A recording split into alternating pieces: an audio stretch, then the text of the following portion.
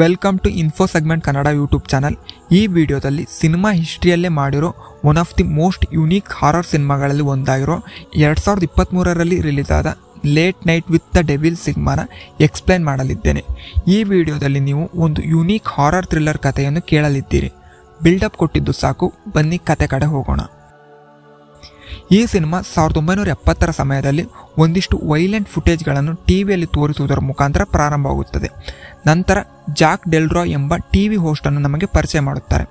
Jack night ವುಲ್ಫ್ಸ್ ಎಂಬ ರಾತ್ರಿ ಸಮಯದಲ್ಲಿ ನೇರ ಪ್ರಸಾರವಾಗುವ ಟಿವಿ ಶೋನ ಹೋಸ್ಟ್ ಆಗಿ ಕೆಲಸ ಮಾಡ್ತಾ ಇರುತ್ತಾನೆ. ಈ ಕಾರ್ಯಕ್ರಮ ಅಮೆರಿಕದ ತುಂಬೆಲ್ಲ ಫುಲ್ ಪಾಪ್ಯುಲರ್ ಆಗುತ್ತದೆ. ಜಾಕ್ಗೆ ಕೂಡ ತುಂಬಾನೇ ಪಾಪ್ಯುಲಾರಿಟಿನ ತಂದುಕೊಡುತ್ತದೆ. ನಂತರ ಜಾಕ್ ಮೆಡಿಲಿಯನ್ ಎಂಬ ಸ್ಟೇಜ್ ಆಕ್ಟ್ರೆಸ್ನ ಮದುವೆ ಆಗುತ್ತಾನೆ. ಜಾಕ್ನ ಜೀವನದಲ್ಲಿ ಎಲ್ಲವೂ ಚೆನ್ನಾಗಿರುತ್ತೆ. ಹೈಯೆಸ್ಟ್ ರೇಟೆಡ್ ಟಿವಿ ಪ್ರೋಗ್ರಾಮ್ನ ಹೋಸ್ಟ್ ಆಗಿರುತ್ತಾನೆ. ತುಂಬ ಲವ್ ಮಾಡೋ ಸುಂದರವಾದ ಹೆಂಡತಿ. ಆದರೆ ಸಮಯ ಕಳೆದಂತೆ ಜಾಕ್ನ ಪಾಪ್ಯುಲಾರಿಟಿ ಕಡಿಮೆ ಆಗುತ್ತಾ ಹೋಗುತ್ತೆ. ಹೊಸ ಬೇರೆ ಟಿವಿ ಪ್ರೋಗ್ರಾಮ್ಗಳು ಪಾಪ್ಯುಲರ್ ಆಗೋಕ್ಕೆ ಶುರುವಾಗುತ್ತೆ. ಜಾಕ್ನ ಹೆಂಡತಿ ಮೆಡಿಲಿಯನ್ ಕೂಡ ಕ್ಯಾನ್ಸರ್ನಿಂದ ಸಾವನ್ನಪ್ಪುತ್ತಾಳೆ. ಇದು ಜಾಕ್ನ ಲೈಫ್ ಮೇಲೆ ತುಂಬಾ ಕೆಟ್ಟ ಪರಿಣಾಮ ಬೀರುತ್ತದೆ. ಅವಳು ಸಾಯೋ 2 ದಿನಗಳ ಮೊದಲು ಜಾಕ್ನ ಪ್ರೋಗ್ರಾಮ್ನಲ್ಲಿ ಗೆಸ್ಟ್ ಆಗಿ ಸಹ ಬಂದಿರುತ್ತಾಳೆ. ಮೆಡಿಲಿಯನ್ ಸಾವು ಹಾಗೂ ಕಡಿಮೆಯಾಗುತ್ತಿದ್ದ ಟಿವಿ ಪ್ರೋಗ್ರಾಮ್ನ ರೇಟಿಂಗ್ ಇವುಗಳಿಂದ ಅಫೆಕ್ಟ್ ಆದ ಜಾಕ್ ಯಾರಿಗೂ ಗೊತ್ತಿಲ್ಲದ ಸ್ಥಳದಲ್ಲಿ ಇರೋಕೆ ಶುರು ಮಾಡುತ್ತಾನೆ. ಆದರೆ 1 ತಿಂಗಳ ನಂತರ ಜಾಕ್ ಮತ್ತೆ ತನ್ನ ಪ್ರೋಗ್ರಾಮ್ಗೆ ವಾಪಸ್ ಬರುತ್ತಾನೆ. ಆದರೆ ಪ್ರೋಗ್ರಾಮ್ನ ಪಾಪ್ಯುಲಾರಿಟಿಯನ್ನು ಮತ್ತೆ ಜಾಸ್ತಿ ಮಾಡುವುದರಲ್ಲಿ ಜಾಕ್ ಫೇಲ್ ಆಗ್ತಾನೆ. ಇಂತಹ ಪರಿಸ್ಥಿತಿಯಲ್ಲಿ ಇದ್ದಾಗ ಹ್ಯಾಲೋವಿನ್ ನೈಟ್ನಲ್ಲಿ ಜಾಕ್ ತನ್ನ ಪ್ರೋಗ್ರಾಮ್ನಲ್ಲಿ ಒಂದು ಎಪಿಸೋಡ್ನ ಪ್ಲ್ಯಾನ್ ಮಾಡುತ್ತಾನೆ. ಆ ಲೈವ್ ಎಪಿಸೋಡ್ನಲ್ಲಿ ನಡೆಯೋ ಹಾರಿಫಿಕ್ ಘಟನೆಯೇ ಈ ಸಿನಿಮಾದ ಸೋಲ್ ಅಂತ ಹೇಳಬಹುದು. 1977ರ ಅಕ್ಟೋಬರ್ 31ನೇ ತಾರೀಕಿನ ರಾತ್ರಿ ಎಲ್ಲ ಎಪಿಸೋಡ್ನ ತರಹ ಈ ಎಪಿಸೋಡ್ ಕೂಡ ಪ್ರಾರಂಭವಾಗುತ್ತದೆ. ಹ್ಯಾಲೋವಿನ್ ಸ್ಪೆಷಲ್ ಎಪಿಸೋಡ್ ಆಗಿದ್ದರಿಂದ ಈ ಎಪಿಸೋಡ್ಗೆ ಬಂದಿದ್ದ ಗೆಸ್ಟ್ಗಳು ಸೂಪರ್ ನ್ಯಾಚುರಲ್ ವಿಷಯಗಳಿಗೆ ಸಂಬಂಧಪಟ್ಟಿರುವವರೇ ಆಗಿರುತ್ತಾರೆ. ಮೊದಲನೇ ಗೆಸ್ಟ್ ಆಗಿ ಕ್ರಿಸ್ಟೋ ಎಂಬ ವ್ಯಕ್ತಿ ಬಂದಿರುತ್ತಾನೆ. ಅವನ ಸೂಪರ್ ನ್ಯಾಚುರಲ್ ಪವರ್ ಏನಾಗಿರುತ್ತೆ ಅಂದರೆ ಕ್ರಿಸ್ಟೋ ಸತ್ತವರ ಆತ್ಮಗಳ ಜೊತೆ ಮಾತನಾಡೋ ಶಕ್ತಿಯನ್ನು ಹೊಂದಿರುತ್ತಾನೆ ಅಂತೆ. ಶೋಗೆ ಬಂದ ಮೇಲೆ ಒಬ್ಬ ಮಧ್ಯ ವಯಸ್ಸಿನ ವ್ಯಕ್ತಿಯ ಜೊತೆ ಅವನ ಟ್ರಿಕ್ನ ಬಳಸೋಕೆ ಟ್ರೈ ಮಾಡುತ್ತಾನೆ. ಆದರೆ ಅದರಲ್ಲಿ ಅವನು ಫೇಲ್ ಆಗುತ್ತಾನೆ. ನಂತರ ಎಡ್ಡಿ ಎಂಬ ಆತ್ಮದ ಜೊತೆ ಮಾತನಾಡೋಕೆ ಪ್ರಾರಂಭಿಸುತ್ತಾನೆ. ಆಶ್ಚರ್ಯ ಅಂದರೆ ಶೋನಲ್ಲಿ ಆಡಿಯನ್ಸ್ನಲ್ಲಿ ಇದ್ದ ಅಮ್ಮ ಮಗಳಿಗೆ ಎಡ್ಡಿ ಗೊತ್ತಿರುತ್ತಾನೆ. ಅಂದರೆ ಎಡ್ಡಿ ಅವಳ ಮಗನೇ ಆಗಿರುತ್ತಾನೆ. ಕ್ರಿಸ್ಟೋ ಮುಖಾಂತರ ಎಡ್ಡಿ ಹೇಳಿದ್ದ ಎಲ್ಲ ವಿಷಯಗಳು ನಿಜ ಅಂತ ಹೇಳಿ ಆ ಅಮ್ಮ ಮಗಳು ಹೇಳುತ್ತಾರೆ. ಬಂದಿದ್ದ ಎಲ್ಲ ಪ್ರೇಕ್ಷಕರು ಈ ವಿಚಾರವನ್ನು ಕಂಡು ಶಾಕ್ಗೆ ಒಳಗಾಗುತ್ತಾರೆ. ಕ್ರಿಸ್ಟೋ ಇದರಲ್ಲಿ ಸಕ್ಸಸ್ಫುಲ್ ಆದ ನಂತರ ಜಾಕ್ ಶೋದಲ್ಲಿ ಒಂದು ಬ್ರೇಕ್ ಹೇಳಲು ಮುಂದಾಗುತ್ತಾನೆ. ಆದರೆ ಅಷ್ಟರಲ್ಲಿ ಕ್ರಿಸ್ಟೋ ಜೊತೆಗೆ ಮಿನ್ನಿ ಎಂಬ ಆತ್ಮ ಕಮ್ಯುನಿಕೇಟ್ ಮಾಡೋಕೆ ಪ್ರಯತ್ನಿಸುತ್ತದೆ. ಹಾಗೂ ಈ ಬಾರಿ ಆ ಆತ್ಮದ ಇಂಟೆನ್ಸಿಟಿ ತುಂಬಾ ಜಾಸ್ತಿ ಆಗಿರುತ್ತದೆ. ಆದರೆ ಆ ಶೋದಲ್ಲಿ ಇದ್ದ ಯಾವ ಪ್ರೇಕ್ಷಕನು ಕೂಡ ಮಿನ್ನಿ ಗೊತ್ತು ಅಂತ ಹೇಳೋದೇ ಇಲ್ಲ. ಮಿನ್ನಿ ಆತ್ಮ ಕ್ರಿಸ್ಟೋ ಮುಖಾಂತರ ಒಂದು ಹಿಂಟ್ನ ಕೂಡ ಕೊಡುತ್ತೆ. ಅದು ಏನು ಅಂದರೆ ಅಲ್ಲಿ ಆ ಆತ್ಮ ಕಮ್ಯುನಿಕೇಟ್ ಮಾಡಬೇಕು ಅಂತ ಇದ್ದ ವ್ಯಕ್ತಿಯ ಕೈಯಲ್ಲಿ ಒಂದು ವೆಡ್ಡಿಂಗ್ ರಿಂಗ್ ಇರುತ್ತದೆ ಹಾಗೂ ಅವನು ಅನ್ಮ್ಯಾರಿಡ್ ಅಂತ ಹೇಳುತ್ತದೆ. ಆದರೆ ಇಷ್ಟು ಹೇಳಿದ ನಂತರ ಕೂಡ ಯಾರೂ ಮಿನ್ನಿ ಗೊತ್ತು ಅಂತ ಹೇಳುವುದಿಲ್ಲ. ಆತ್ಮದ ಇಂಟೆನ್ಸಿಟಿ ಹೆಚ್ಚಾಗಿ ಎಲೆಕ್ಟ್ರಿಕ್ ಶಾರ್ಟ್ ಸರ್ಕ್ಯೂಟ್ ಕೂಡ ಆಗುತ್ತೆ. ನಂತರ ಕ್ರಿಸ್ಟೋ ನಾರ್ಮಲ್ ಆಗಿ ಬಿಹೇವ್ ಮಾಡೋಕೆ ಶುರು ಮಾಡುತ್ತಾನೆ. ಹಾಗೂ ಜಾಕ್ ಪ್ರೋಗ್ರಾಮ್ನಲ್ಲಿ ಒಂದು ಕಮರ್ಷಿಯಲ್ ಬ್ರೇಕ್ನ ಹೇಳುತ್ತಾನೆ. ಜಾಕ್ ಹಾಗೂ ಅವನ ಸಹೋದ್ಯೋಗಿಗಳು ಇಲ್ಲಿವರೆಗೂ ನಡೆದ ಘಟನೆಗಳು ಪಾರ್ಟ್ ಆಫ್ ದಿ ಪ್ಲಾನ್ ಅಂತಲೇ ಅಂದುಕೊಂಡಿರುತ್ತಾರೆ. ಆದರೆ ಕ್ರಿಸ್ಟೋ ಒಂದು ರೀತಿ ಸ್ಟ್ರೇಂಜ್ ಆಗಿ ಬಿಹೇವ್ ಮಾಡುತ್ತಾ ಇರುತ್ತಾನೆ. ಸ್ವಲ್ಪ ಸಮಯದ ನಂತರ ಬ್ರೇಕ್ ಮುಗಿದು ಮತ್ತೆ ಕಾರ್ಯಕ್ರಮ ಶುರುವಾಗುತ್ತೆ. ಈಗ ಪ್ರೋಗ್ರಾಮ್ನಲ್ಲಿ ಜಾಕ್ ಹಾಗೂ ಕ್ರಿಸ್ಟೋವನ್ನು ಕಾರಲ್ ಮೈಕಲ್ ಹೆಂಗ್ ಎಂಬ ಫಾರ್ಮರ್ ಮ್ಯಾಜಿಷಿಯನ್ ಜಾಯ್ನ್ ಆಗುತ್ತಾನೆ. ಇವನು ಇಲ್ಲಿ ಯಾಕೆ ಬಂದಿರುತ್ತಾನೆ ಅಂದರೆ ಇವನಿಗೆ ಈ ಸೂಪರ್ ನ್ಯಾಚುರಲ್ ಪವರ್ಗಳಲ್ಲಿ ನಂಬಿಕೆ ಇರುವುದಿಲ್ಲ. ಎಲ್ಲದರ ಹಿಂದೆ ಒಂದು ಸೈಂಟಿಫಿಕ್ ರೀಸನ್ ಇರುತ್ತೆ ಅಂತ ಹೇಳಿ ಇವನು ನಂಬಿರುತ್ತಾನೆ. ಪ್ರೋಗ್ರಾಮ್ಗೆ ಬಂದ ತಕ್ಷಣ ಅವನು ಸಿಗರೇಟಿಂದ ಒಂದು ಮ್ಯಾಜಿಕ್ ಟ್ರಿಕ್ನ ಮಾಡಿ ಬಂದಿದ್ದ ಜನರನ್ನೆಲ್ಲ ಆಶ್ಚರ್ಯಗೊಳಿಸುತ್ತಾನೆ. ಮೈಕಲ್ ಸೂಪರ್ ನ್ಯಾಚುರಲ್ ಪವರ್ಗಳು ಅಂತ ಏನೂ ಇಲ್ಲ, ಎಲ್ಲವೂ ಒಂದು ಟ್ರಿಕ್ ಅಂತ ಹೇಳುತ್ತಾನೆ. ಜೊತೆಗೆ ಕ್ರಿಸ್ಟೋ ಮಾಡಿದ್ದು ಕೂಡ ಸುಳ್ಳು ಅಂತ ಹೇಳುತ್ತಾನೆ. ಯಾರಾದರೂ ಸೂಪರ್ ನ್ಯಾಚುರಲ್ ಪವರ್ಗಳು ಇದೆ ಅಂತ ಹೇಳಿ ಪ್ರೂವ್ ಮಾಡಿದರೆ $1,00,000 ಹಣವನ್ನು ಕೊಡುತ್ತೇನೆ ಅಂತ ಹೇಳಿ ಚೆಕ್ ಅನ್ನು ತೋರಿಸುತ್ತಾನೆ. ಕ್ರಿಸ್ಟೋ ಸ್ವಲ್ಪ ಸ್ಟ್ರೇಂಜ್ ಆಗಿ ಕೆಮ್ಮುವುದಕ್ಕೆ ಶುರು ಮಾಡುತ್ತಾನೆ. ಆಮೇಲೆ ನೀರು ಕುಡಿದ ಮೇಲೆ ಸರಿ ಹೋಗುತ್ತೆ. ನಂತರ ಮೈಕಲ್ ಹಾಗೂ ಕ್ರಿಸ್ಟೋ ನಡುವೆ ಸೂಪರ್ ನ್ಯಾಚುರಲ್ ಪವರ್ಗಳ ಬಗ್ಗೆ ವಾಗ್ವಾದವಾಗುತ್ತದೆ. ಇದರಿಂದ ಸಿಟ್ಟಿಗೆದ್ದ ಕ್ರಿಸ್ಟೋ ಮೈಕಲ್ನ ಮುಖದ ಮೇಲೆ ಗ್ಲಾಸ್ನಲ್ಲಿ ಇದ್ದ ನೀರನ್ನು ಎರಚಿ ಶೋದಿಂದ ಹೊರಗೆ ಹೋಗಲು ಪ್ರಾರಂಭಿಸುತ್ತಾನೆ. ಆದರೆ ಅಷ್ಟರಲ್ಲಿ ಜಾಕ್ ಕ್ರಿಸ್ಟೋ ಹೇಳಿದ್ದ ಆ ಮಿನ್ನಿ ಆತ್ಮ ತನ್ನ ಸತ್ತ ಹೆಂಡತಿ ಅಂತ ಹೇಳಿ ಒಪ್ಪಿಕೊಳ್ಳುತ್ತಾನೆ. ಮಿನ್ನಿ ಎಂಬುದು ತನ್ನ ಹೆಂಡತಿಯ ನಿಕ್ನೇಮ್ ಆಗಿರುತ್ತೆ ಹಾಗೂ ಅವನ ಕೈಯಲ್ಲಿದ್ದ ವೆಡ್ಡಿಂಗ್ ರಿಂಗ್ ಅನ್ನು ಸಹ ತೋರಿಸುತ್ತಾನೆ. ಆದರೆ ಮೈಕಲ್ ಇದನ್ನು ಸಹ ಸುಳ್ಳು ಎಂದು ಹೇಳುತ್ತಾನೆ. ಇದರಿಂದ ಸಿಟ್ಟಿಗೆದ್ದ ಕ್ರಿಸ್ಟೋ ತನ್ನ ಬಾಯಿಯಿಂದ ಒಂದು ಕಪ್ಪು ಪದಾರ್ಥವನ್ನು ಮೈಕಲ್ನ ಮೇಲೆ ತುಪ್ಪುತ್ತಾನೆ.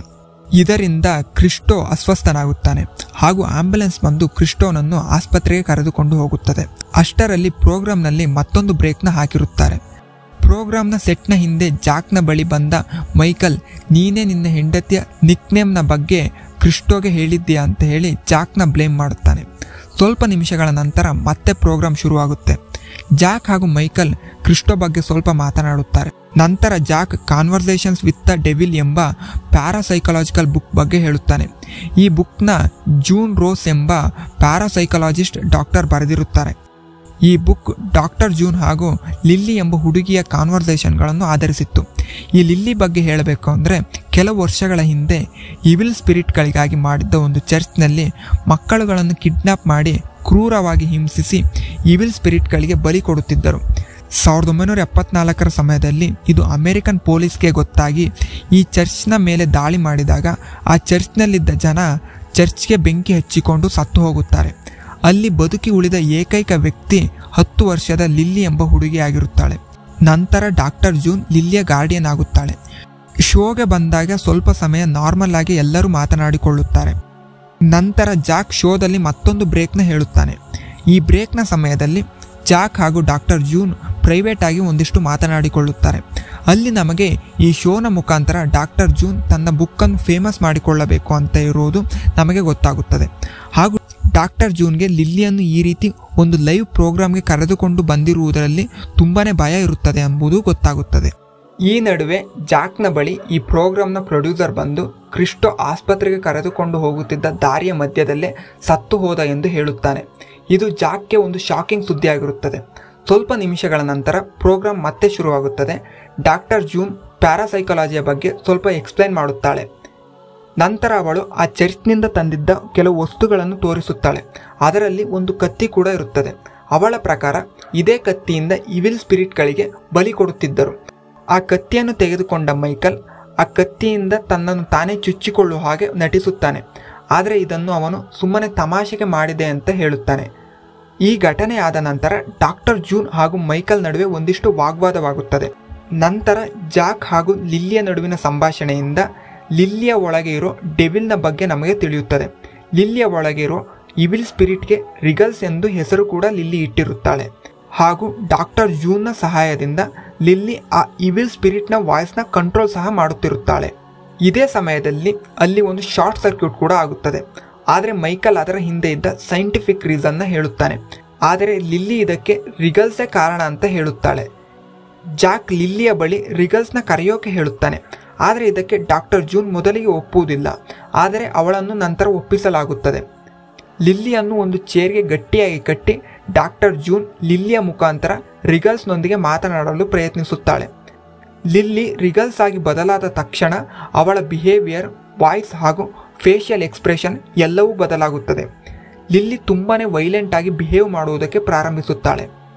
ಲಿಲ್ಲಿಯ ಮುಖಾಂತರ ರಿಗಲ್ಸ್ ಜಾಕ್ನ ಸತ್ತ ಹೆಂಡತಿಯ ಬಗ್ಗೆ ಮಾತನಾಡೋಕೆ ಪ್ರಾರಂಭಿಸುತ್ತದೆ. ಜಾಕ್ ಅವನ ಹೆಂಡತಿಯ ಸಾವಿನಿಂದ ಖುಷಿಯಾಗಿದ್ದಾನೆ. ಯಾಕಂದರೆ ಈಗ ಅವನು ಯಾರ ಜೊತೆ ಬೇಕಾದರೂ ಲೈಂಗಿಕ ಸಂಪರ್ಕವನ್ನು ಇಟ್ಟುಕೊಳ್ಳಬಹುದು ಅಂತ ಹೇಳುತ್ತದೆ. ಹಾಗೂ ಜಾಕ್ ಮತ್ತು ಡಾಕ್ಟರ್ ಜೂನ್ ನಡುವೆ ಇದ್ದ ಲೈಂಗಿಕ ಸಂಬಂಧದ ಬಗ್ಗೆ ಕೂಡ ಕೆಟ್ಟದಾಗಿ ಹೇಳುತ್ತದೆ. ಈ ಮಾತುಗಳನ್ನು ಕೇಳಿದ ಡಾಕ್ಟರ್ ಜೂನ್ಗೆ ತುಂಬ ಸಿಟ್ಟು ಬರುತ್ತದೆ. ಲಿಲ್ಲಿಯನ್ನು ಮತ್ತೆ ಸ್ವಾಧೀನಕ್ಕೆ ತರೋಕೆ ಪ್ರಯತ್ನಿಸುತ್ತಾಳೆ. ಆದರೆ ಅದು ಸಾಧ್ಯವಾಗುವುದಿಲ್ಲ. ಡಾಕ್ಟರ್ ಜೂನ್ ಲಿಲ್ಲಿಯ ಕೆನ್ನೆಗೆ ಜೋರಾಗಿ ಹೊಡೆಯುತ್ತಾಳೆ. ಇದರಿಂದ ರಿಗಲ್ಸ್ಗೆ ಇನ್ನೂ ಸಿಟ್ಟು ಬರುತ್ತದೆ. ಡಾಕ್ಟರ್ ಜೂನ್ ಸ್ಪಿರಿಚುವಲ್ ಮಂತ್ರಗಳನ್ನು ಹೇಳಿ ರಿಗಲ್ಸ್ನ ಕಂಟ್ರೋಲ್ ಮಾಡೋಕೆ ಟ್ರೈ ಮಾಡುತ್ತಾಳೆ. ಆದರೆ ರಿಗಲ್ಸ್ ಇನ್ನೂ ವೈಲೆಂಟ್ ಆಗುತ್ತದೆ. ಮತ್ತೆ ಪ್ರೋಗ್ರಾಮ್ನ ಸೆಟ್ನಲ್ಲಿ ಎಲೆಕ್ಟ್ರಿಕ್ ಶಾರ್ಟ್ ಸರ್ಕ್ಯೂಟ್ ಆಗುತ್ತದೆ. ಹಾಗೂ ಲಿಲ್ಲಿಯನ್ನು ಕಟ್ಟಿದ್ದ ಚೇರ್ ತಾನಾಗಿ 2 ರಿಂದ 3 ಅಡಿ ಮೇಲೆ ಹೋಗಿ ಕೆಳಗೆ ಬರುತ್ತದೆ. ನಂತರ ಲಿಲ್ಲಿ ತನ್ನ ಕಾನ್ಷಿಯಸ್ಗೆ ಮರಳುತ್ತಾಳೆ. ಈ ಘಟನೆಯನ್ನು ನೋಡಿದ ಎಲ್ಲರೂ ತುಂಬಾನೇ ಆಶ್ಚರ್ಯಕ್ಕೆ ಒಳಗಾಗುತ್ತಾರೆ. ಆದರೆ ಮೈಕಲ್ ಇದನ್ನು ನಂಬುವುದಿಲ್ಲ.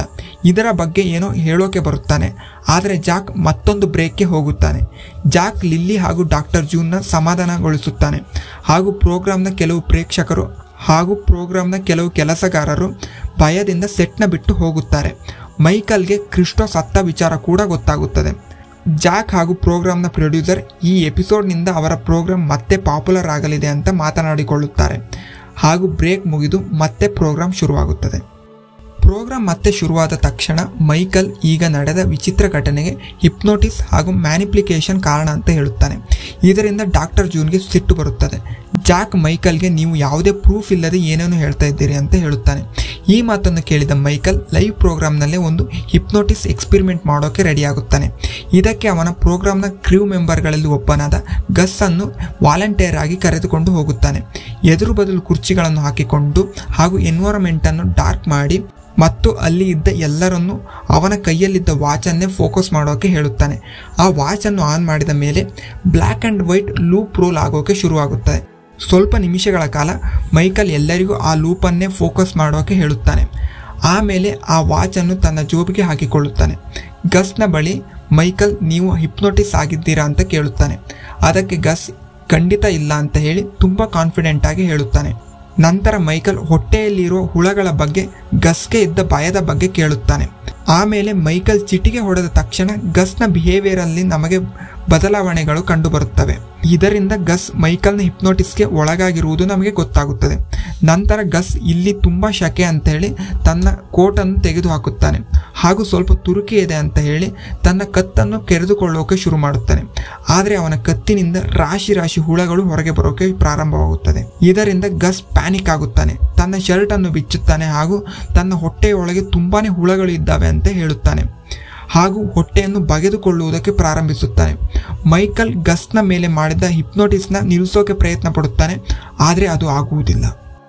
ಗಸ್ನ ಕಣ್ಣು ಅವನ ಮುಖದಿಂದ ಹೊರಗೆ ಬರುತ್ತದೆ ಮತ್ತು ಮೈಕಲ್ ಸ್ವಲ್ಪ ಸಮಯದ ನಂತರ ಗಸ್ನ ಮೇಲೆ ಹಾಗೂ ಆ ಕಾರ್ಯಕ್ರಮ ನೋಡುತ್ತಿದ್ದ ಎಲ್ಲರ ಮೇಲೆ ಮಾಡಿದ ಹಿಪ್ನೋಟಿಸ್ನ ತೆಗೆಯುತ್ತಾನೆ. ಆಗ ಅಲ್ಲಿ ಎಲ್ಲರೂ ನಾರ್ಮಲ್ ಆಗಿ ಇರುತ್ತಾರೆ. ಗಸ್ಗೆ ಯಾವುದೇ ರೀತಿಯ ಹಾನಿಯೂ ಆಗಿರುವುದಿಲ್ಲ. ನಂತರ ಮೈಕಲ್ನ ಮಾತಿನಂತೆ ಲೈವ್ ವಿಡಿಯೋ ಫುಟೇಜ್ನ ತೆಗೆದು ನೋಡುತ್ತಾರೆ. ಅವರು ಆಗ ನೋಡಿದಂತೆ ಅಲ್ಲಿ ಯಾವುದೇ ಘಟನೆಯೂ ನಡೆದಿರುವುದಿಲ್ಲ. ಮೈಕಲ್ ಹೇಳಿದಂತೆ ಗಸ್ ಮಾಡಿರುತ್ತಾನೆ ಅಷ್ಟೇ. ಮೈಕಲ್ನ ಪ್ರಕಾರ ಅಲ್ಲಿ ಇದ್ದ ಎಲ್ಲರನ್ನು ಹಾಗೂ ಟಿವಿ ನೋಡ್ತಾ ಇದ್ದ ಬಹುಪಾಲು ಪ್ರೇಕ್ಷಕರನ್ನು ಒಂದೇ ಸಾರಿ ಮೈಕಲ್ ಹಿಪ್ನೋಟಿಸ್ ಮಾಡಿರುತ್ತಾನೆ. ನಂತರ ಜೂನ್ ಹಾಗೂ ಲಿಲ್ಲಿಯ ನಡುವೆ ನಡೆದ ಘಟನೆಯ ಫುಟೇಜನ್ನು ಪ್ಲೇ ಮಾಡಿ ನೋಡುತ್ತಾರೆ. ಅಲ್ಲಿ ಒಂದು ಶಾಕಿಂಗ್ ವಿಚಾರ ಗೊತ್ತಾಗುತ್ತದೆ.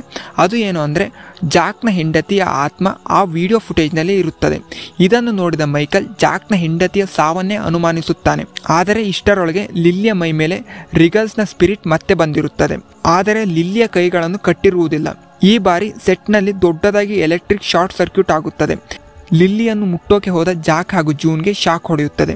ಲಿಲ್ಲಿಯ ಮುಖ 2 ಭಾಗಗಳಾಗಿ ಕಟ್ಟಾಗುತ್ತದೆ. ಅಲ್ಲಿ ಇದ್ದ ಎಲ್ಲ ಪ್ರೇಕ್ಷಕರು ಕಂಗಾಲಾಗಿ ಓಡುವುದಕ್ಕೆ ಶುರು ಮಾಡುತ್ತಾರೆ. ಗಸ್ ಲಿಲ್ಲಿಗೆ ತನ್ನ ಕೊರಳಲ್ಲಿದ್ದ ಶಿಲುಬೆಯನ್ನು ತೋರಿಸಿ ಬೈಬಲ್ನ ಮಂತ್ರ ಹೇಳೋದಕ್ಕೆ ಪ್ರಯತ್ನಿಸುತ್ತಾನೆ. ಆದರೆ ಲಿಲ್ಲಿ ತಾನು ನಿಂತ ಜಾಗದಿಂದಲೇ ಗಸ್ನ ತಲೆಯನ್ನು ತಿರುಗಿಸಿ ಸಾಯಿಸುತ್ತಾಳೆ. ಈಗ ಡಾಕ್ಟರ್ ಜೂನ್ ಏನೋ ಹೇಳೋಕೆ ಪ್ರಯತ್ನಿಸುತ್ತಾಳೆ, ಆದರೆ ಅವಳನ್ನು ಸಹ ಗಾಳಿಯಲ್ಲಿ ಮೇಲೆ ಎತ್ತಿ ಕುತ್ತಿಗೆಯನ್ನು ಕತ್ತರಿಸಿ ಕ್ರೂರವಾಗಿ ಕೊಲೆ ಮಾಡುತ್ತಾಳೆ. ಇಲ್ಲಿಯವರೆಗೂ ಸೂಪರ್ ನ್ಯಾಚುರಲ್ ಪವರ್ಗಳಲ್ಲಿ ನಂಬಿಕೆ ಇಲ್ಲದ ಮೈಕಲ್ ಲಿಲ್ಲಿಯ ಬಳಿ ದಯೆಯನ್ನು ಬೇಡುತ್ತಾನೆ. ಆದರೆ ಲಿಲ್ಲಿ ಮೈಕಲ್ ಅನ್ನು ಸುಟ್ಟು ಸಾಯಿಸುತ್ತಾಳೆ. ಜಾಕ್ನ ಸಹೋದ್ಯೋಗಿಗಳು ಜಾಕ್ ಅನ್ನು ಬೇಗ ಒಳಗೆ ಕರೆದುಕೊಂಡು ಹೋಗುತ್ತಾರೆ. ನಂತರ ನಮಗೆ ಬ್ಲರ್ ಟಿವಿ ಸ್ಕ್ರೀನ್ನ ತೋರಿಸುತ್ತಾರೆ. ನಂತರ ಜಾಕ್ ಒಂದು ಇಲ್ಯೂಷನ್ ಸ್ಟೇಟ್ನಲ್ಲಿ ಸಿಕ್ಕಿ ಹಾಕಿಕೊಂಡಿರುವುದು ನಮಗೆ ಗೊತ್ತಾಗುತ್ತದೆ. ಅವನು ಮಾಡಿದ್ದ ಹಳೆಯ ಎಪಿಸೋಡ್ಗಳು ಒಂದಾದ ಮೇಲೆ ಒಂದು ಪ್ಲೇ ಆಗುತ್ತಾ ಇರುತ್ತವೆ. ಅವುಗಳಲ್ಲಿ ಈಗ ಈ ಎಪಿಸೋಡ್ನಲ್ಲಿ ಇದ್ದ ಜಾಕ್ ಸಿಕ್ಕಿ ಹಾಕಿಕೊಂಡಿರುತ್ತಾನೆ.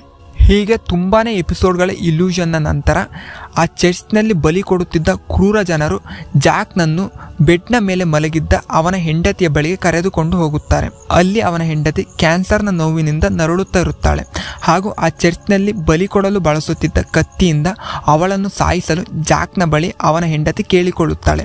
ಮೊದಲಿಗೆ ಒಪ್ಪದಿದ್ದರೂ ಒಲ್ಲದ ಮನಸ್ಸಿನಲ್ಲಿ ಜಾಕ್ ಅವನ ಹೆಂಡತಿ ಹೊಟ್ಟೆಗೆ ಚಾಕುವನ್ನು ಹಾಕುತ್ತಾನೆ. ಆದರೆ ಅವನು ಆ ಇಲ್ಯೂಷನ್ ಸ್ಟೇಟ್ನಿಂದ ಹೊರಗೆ ಬಂದು ತನ್ನ ಸಂಪೂರ್ಣ ಜ್ಞಾನಕ್ಕೆ ಬಂದಾಗ ಅವನು ತನ್ನ ಸ್ಟುಡಿಯೋದಲ್ಲೇ ಇರುತ್ತಾನೆ ಹಾಗೂ ಲಿಲ್ಲಿಯ ಹೊಟ್ಟೆಗೆ ಚಾಕುವನ್ನು ಹಾಕಿರುತ್ತಾನೆ. ನಂತರ ನಮಗೆ ಪೊಲೀಸ್ ಕಾರುಗಳ ಸೈರನ್ ಶಬ್ದ ಕೇಳಿಸುತ್ತದೆ. ಜಾಕ್ ಲಿಲ್ಲಿಯನ್ನು ಕೊಲೆ ಮಾಡುವ ಮೂಲಕ ಈ ಸಿನಿಮಾ ಮುಗಿಯುತ್ತದೆ. ಇದಿಷ್ಟು late night with the devil ಸಿನಿಮಾದ ವಿವರಣೆ. ಈ ವಿಡಿಯೋ ನಿಮಗೆ ಹೇಗೆ ಅನ್ನಿಸ್ತು ಅನ್ನೋದನ್ನು ಮರೆಯದೆ ಕಮೆಂಟ್ ಮಾಡಿ ತಿಳಿಸಿ. ಈ ವಿಡಿಯೋ ಇಷ್ಟ ಆದರೆ ಲೈಕ್ ಮಾಡಿ ಹಾಗೂ ಹಾರರ್ ಕಥೆಗಳನ್ನು ಇಷ್ಟಪಡೋ ನಿಮ್ಮ ಫ್ರೆಂಡ್ಸ್ಗೆ ಈ ವಿಡಿಯೋನ ಶೇರ್ ಮಾಡಿ. ಮುಂದಿನ ವಿಡಿಯೋಗಳಿಗಾಗಿ ಇನ್ಫೋ ಸೆಗ್ಮೆಂಟ್ ಕನ್ನಡ ಯೂಟ್ಯೂಬ್ ಚಾನಲ್ಗೆ ಸಬ್ಸ್ಕ್ರೈಬ್ ಆಗಿ, ನೋಟಿಫಿಕೇಷನ್ಗಾಗಿ ಬೆಲ್ ಐಕಾನ್ ಪ್ರೆಸ್ ಮಾಡಿ. Thanks for watching.